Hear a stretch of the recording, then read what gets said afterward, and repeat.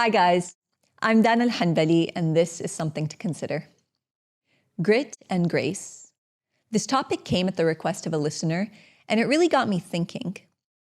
Usually, when you think about the term and how it's used, it refers to qualities associated to strength, resilience, and character. However, I've only ever heard the phrase being used in the context of describing a woman, or an ideal woman. Grit and grace. The ability to maintain passion and persevere in the face of challenges or setbacks, but to do so in a state of elegance, poise, and dignity. Grit and grace. A commitment to having a strong resolve, to be resilient, to bounce back, but to do so in a manner that is composed, humble, kind, and compassionate. The phrase implies that one should have the ability to balance between being strong and gentle, determined yet kind, tenacious yet respectful.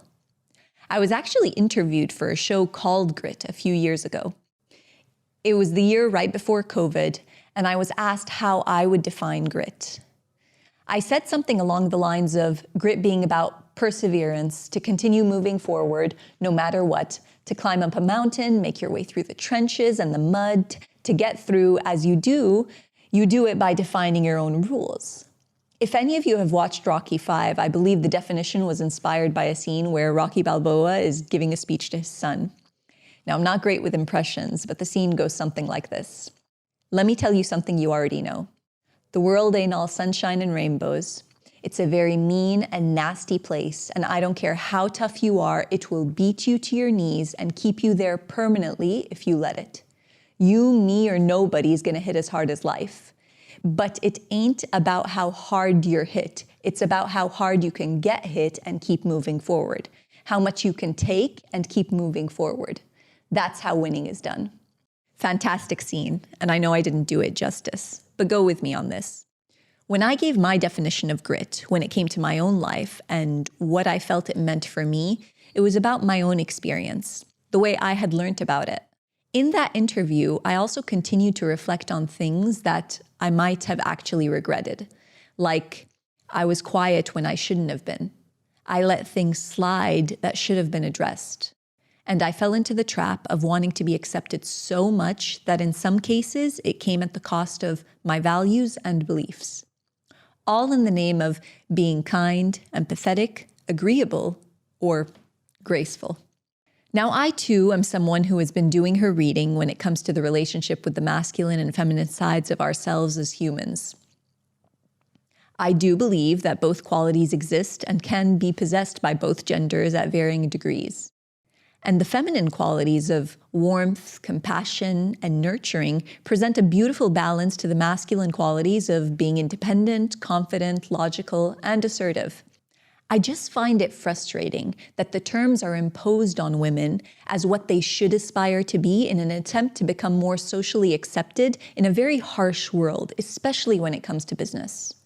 Men are revered for their firmness and celebrated for their ability to persevere at all costs in a manner that doesn't always include being kind or compassionate. And we accept that because those are masculine qualities associated to success. But for a woman to make it in the business world, she needs to have that same spunk, but coated with the delicate warmth of a smile, a good mood, and a soft-spoken nature.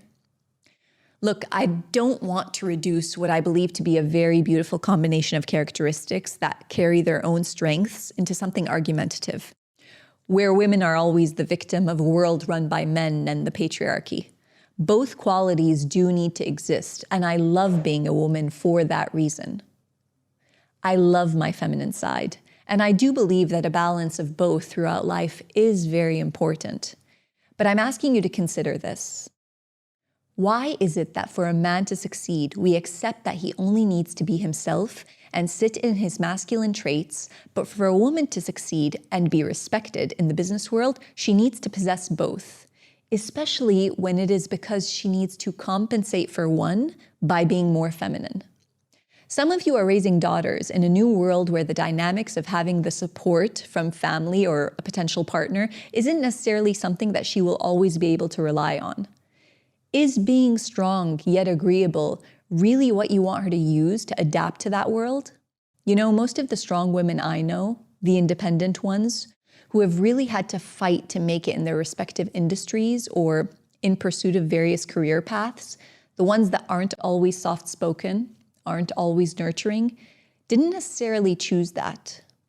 Most strong women that I know became that way because they had to be. They became that way because in order to survive and thrive, they needed to compete at a level which didn't always leave room for grace. I make it a point to mention this because it is those women that I was surrounded by when I started my career. They weren't nice, or at least not always. They weren't soft-spoken. They weren't compassionate to my struggles as a woman starting her career and trying to learn the ropes. It was literally, you're on your own, habibti. It's survival of the fittest from here on out. And in many cases, it was because no one was that for them. They had to make it the hard way, on their own, and for many reasons, it hardened them. I'm speaking from my own experience here, as I feel like sometimes we all forget that the world that exists today in terms of, the shift to globally supporting women when it comes to their role in leadership positions and groups and clubs and initiatives, those things didn't even exist when I first started. And I'm not even talking about generations. I'm talking 10, 15, even 20 years ago. Very, very recent. Comments like, I wonder what she must have done to get that promotion, were actual things that were said about women in high-ranking positions in places that I had worked for. It was insane. It's insane to even repeat now, the fact that I actually heard those things. That is what she had to work against.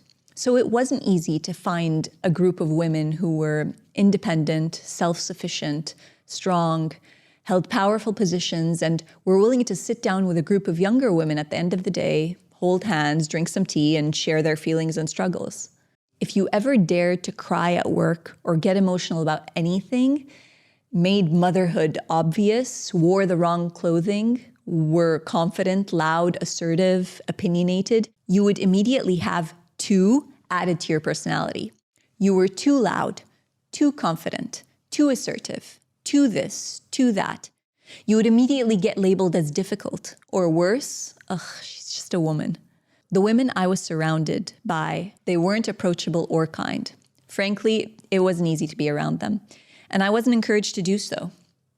They did not represent who I wanted to become at all. But reflecting back on why, I am so much more empathetic to them today than I was then. Honestly, I get it, because I understand they were like that because they had to be. I don't excuse some of the behavior that I once saw, but I am more understanding towards their circumstances.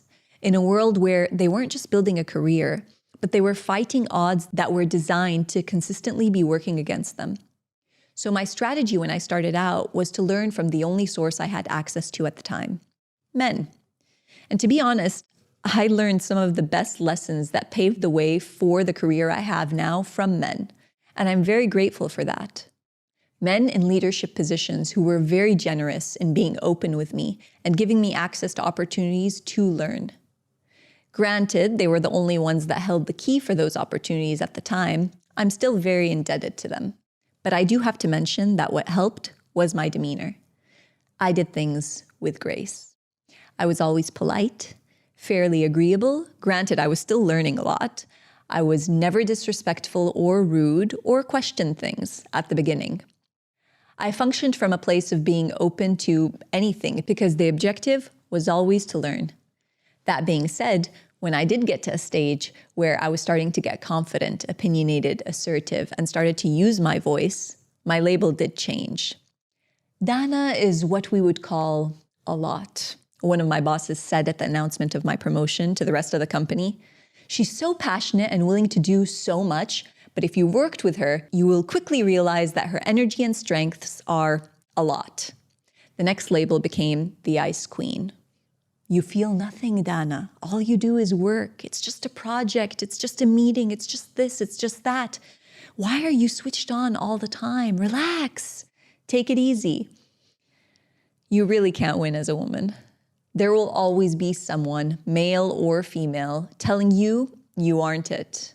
You aren't enough. And elaborating on what you should be. And it's exhausting. If you're single, you should be in pursuit of independence and be empowered to do so. If you're a mom, your kids should become the focus of your life. You can't have it all. If you're over 35 and single, you're in your prime and you should freeze your eggs. If you're over 40, you need to start preserving your age with Botox. It's not even 40 anymore. The audacity of ads these days have pictures of women in their 20s getting work done. You should be an example to younger women. You need to be a feminist. You should be saying this. You should be saying that. You should be setting an example. Everyone has an opinion on what a woman should be doing all the time. And I mean it. It is all the time, wherever you look, whether it's social media, books, work, whatever it may be. Anyone at any age will have an opinion over what it takes to be a woman and what a woman should focus on. And honestly, it needs to stop. It needs to stop. Aside from your opinion as an individual being irrelevant to the woman that you are speaking to, unless she explicitly asks for it, people need to stop telling women what they should be doing, period. Man or woman, stop. It has become a narrative that isn't evolving for the better. And I encourage you to catch yourself the next time you speak to a woman. Notice it in the next gathering. And women, notice how many times you get unwarranted or unasked for feedback, opinions, or advice on anything before even asking for it. It's actually a very enlightening exercise in human behavior.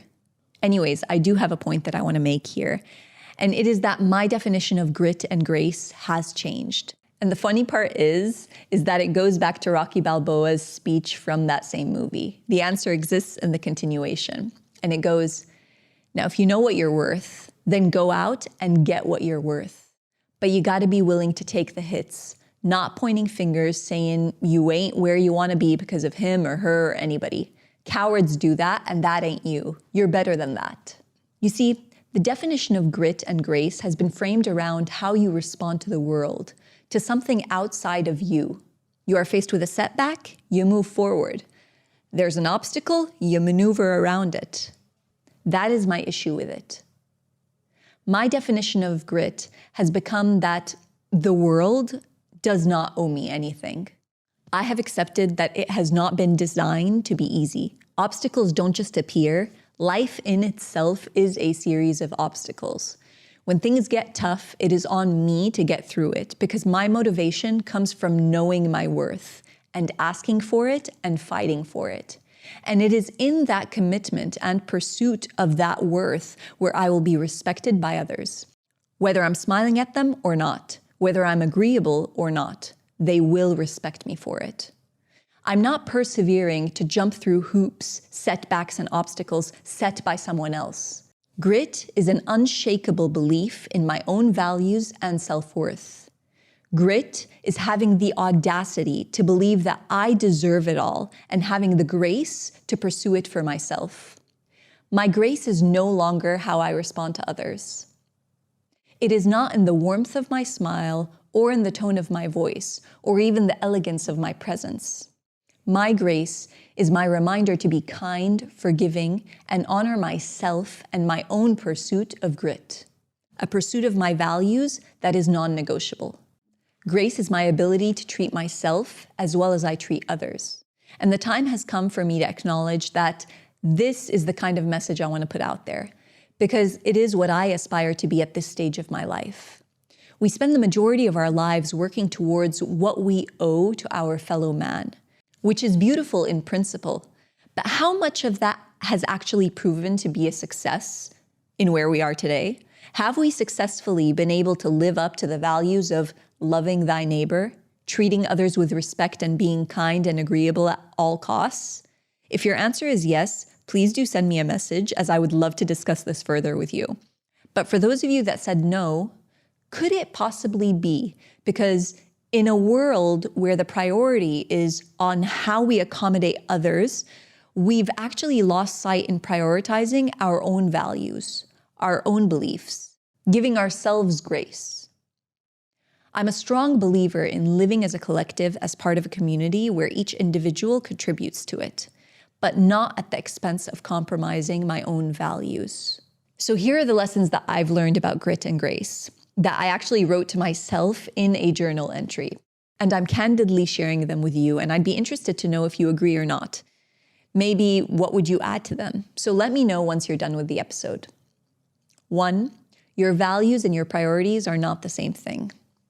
A priority is giving something more importance or precedence. It is something external that can potentially change depending on urgency. Your values, for example, can be your priority. But the definition of a value is that it is a fundamental belief that guides the way that you live and work. Your values are what inevitably guide your actions, choices, and in turn your behavior. It is something very difficult to change because it is ingrained in what makes you you. I used to think that my values change as I grow and evolve, but in reality, they've been tested in so many different ways, and I somehow find myself coming back to them at different stages in my life when I've lost sight of them. 2, the smartest person, the best idea, the most talented player doesn't get you a free pass to success. Angela Duckworth, the author of the book Grit, The Power of Passion and Perseverance, argues that it is not just innate talent or IQ that determines success, but rather the ability to sustain effort and maintain focus on long-term goals. And I really like that thinking because what it does is it levels the playing field when it comes to success. Everyone willing to put in the work has an opportunity to be in the limelight given the opportunity. I should probably underline this part, given the equal opportunity. Designing systems that ostracize groups of people robs them of that opportunity. That will never help a society grow and thrive, especially in today's world. Inclusivity is key. 3, understand that to persevere means to do more than stay on track and move forward. It actually requires you to learn what is not working and adapt to new strategies of how to actually get what you want. Change is inevitable. What worked yesterday may not be tolerated today. But instead of trying to justify or defend how things were done at some point, understand that society, culture, people all evolve and it's part of their nature. History teaches us this. So it's easier to just accept it instead of fight it. Work with the times instead of against them. Judging by the speed of how things have been evolving lately, even that new approach may not last long. But adaptability is necessary for survival. Check in on the action plan in your head and make sure that it's aligned to your goals. 4, know that power comes with responsibility. This is a big one for me. Because while I understand that may be the case, not everyone is prepared to live up to that responsibility. With my own journey and commitment to my own values and trying to give grace to myself comes the responsibility of how that will translate to the world, to others. I am part of a collective and I will not ignore that. How will staying true to myself benefit the rest of the world? How can I contribute? I don't have an answer on this yet, but I have ideas that I'm working towards, and I am still trying to figure it out too. 5, harness the power of your voice. Yes, your voice, internal and external. This is similar to what I was saying about responsibility, but it caters to a more relevant crowd, yourself. I think sometimes, especially when we're hurt, we tend to find empowerment in talking about how we succeeded in spite of others. I do that too. In fact, it comes up in my reflections in my own journal entries and definitely pumps me up with some sort of a boost of adrenaline, the adrenaline that I need to tackle the rest of the day or a specific task. But harnessing the power of your voice isn't just for the external world. It is also very much for you internally. That inner voice that dictates, motivates, decides, judges, likes, loves, and believes in you. The impact of your voice carries just as much, if not more, weight internally than it does externally. It is a relationship that consistently requires care and attention. I find myself in constant conversation with myself, trying to figure out why, when, and how I feel about certain things. And the more I question, the more I train myself to listen to what my body, mind, and soul are trying to tell me, and how that translates into what I want to say. It is an ongoing journey, but it's one that I am enjoying. I want to end this episode on a higher energy with a script that I love that comes from a Michael Jordan ad from the early 2000s. Imagine it being delivered by Michael Jordan himself. He's in a basketball court and he's speaking to younger players that are about to start training. It ends with the line, "Become legendary." I love this script because it speaks to the last point about harnessing your voice. Yes, the audience in this case is external, but it articulates so well what it takes to be someone who is committed to their values, to have grit, and to have grace. Here's how it goes. Maybe it's my own fault. Maybe I led you to believe it was easy when it wasn't. Maybe I made you think my highlights started at the free throw line and not in the gym. Maybe I made you think that every shot I took was a game winner, that my game was built on flash and not fire. Maybe it's my fault that you didn't see that my failure gave me strength, that my pain was my motivation. Maybe I led you to believe that basketball was a God-given gift and not something I worked for every single day of my life. Maybe I destroyed the game, or maybe you're just making excuses. If you made it to the end of the episode, I want to thank you for the privilege of your time. Please don't forget to subscribe or follow the channel if you haven't already done so. And of course, like or share the episode if you enjoyed it. Also, please do let me know what your thoughts are on the topic in the comment section below. I'm really interested in hearing your feedback, as always. In the meantime, I hope you found something to consider.